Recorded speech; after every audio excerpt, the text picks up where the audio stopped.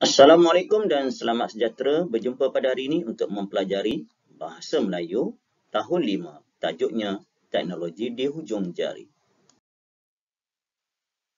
Objektif yang ingin dicapai pada hari ini, cikgu mengharapkan anak murid dapat menyenaraikan dan membina ayat tunggal dan ayat majmuk dengan perluasan subjek dan predikat berdasarkan kemahirannya iaitu kemahiran tata bahasa. Mari kita baca buku teks Bahasa Melayu Tahun 5. Tajuknya Teknologi di Hujung Jari. Encik Karim menggalakkan Azim dan Amira menggunakan kemudahan teknologi dalam perkhidmatan. Situasi yang pertama. Dialog di antara ayah dengan Amira. Apa kata ayah? Hari ini ayah akan memperkenalkan teknologi belian pantas dan cekap dengan menggunakan kos layan diri di restoran makanan ini. Apa kata Amira? Apakah keistimewaan kios layan diri ini kepada pelanggan ayah? Apa kata jawab ayah? Kios canggih ini menggunakan kemudahan sistem pesanan elektronik.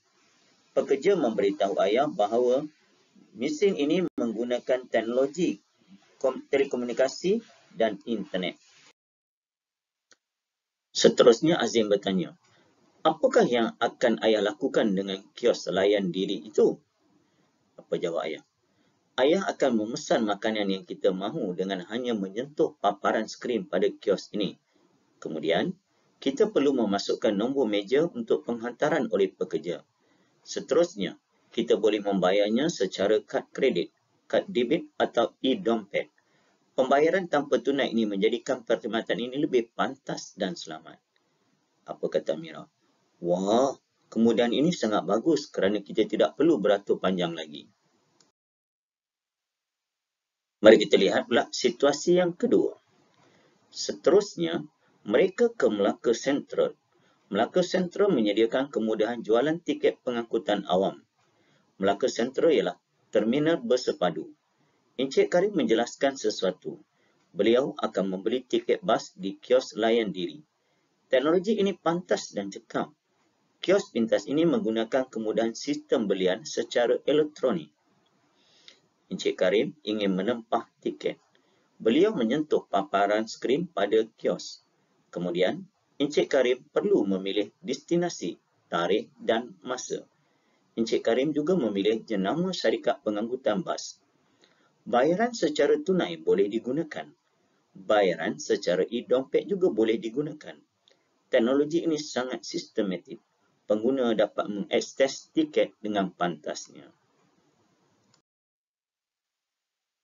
Berdasarkan petikan yang dibaca sebentar tadi, situasi pertama dan situasi kedua, anak murid dikenaki memilih beberapa ayat, iaitu ayat tunggal dengan perluasan subjek. Itu yang pertama.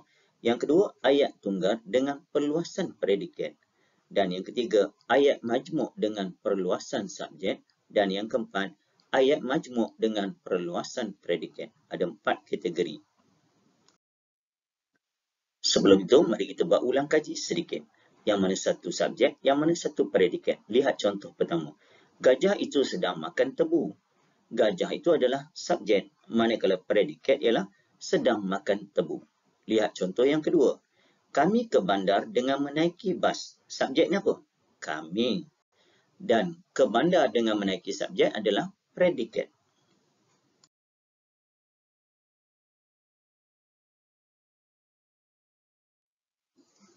Lihat pula ayat majmuk perluasan predikat. Tengok contoh pertama. Abu telah mencipta alat menyapu sampah secara automatik. Yang kedua, Abu peka akan masalah kekurangan pekerja. Dia beri kata hubung kerana. Macam mana kita nak buat ayat majmuk perluasan predikat? Abu telah mencipta alat menyapu sampah secara automatik kerana peka masalah kekurangan pekerja. Mari kita bincang apakah jawapan yang sesuai bagi latihan pada hari ini. Lihat dulu bahagian yang pertama iaitu ayat tunggal dengan perluasan subjek. Nombor 1. Teknologi kios layan diri ini sangat sistematik. Contoh yang kedua dalam petikan tadi, pengguna bas ekspres dapat mengakses tiket bas di sini.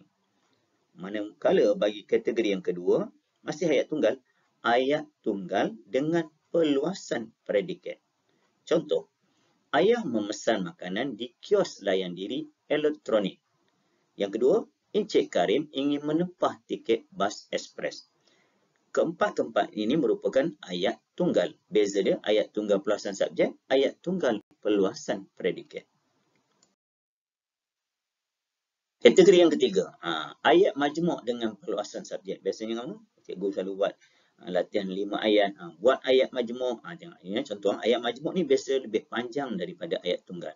Contoh nombor 1, Encik Karim, isteri dan anak-anaknya. Dah jadi ayat majmuk lah. Hendak pergi ke Melaka Sentral. Itu perluasan subjek dia.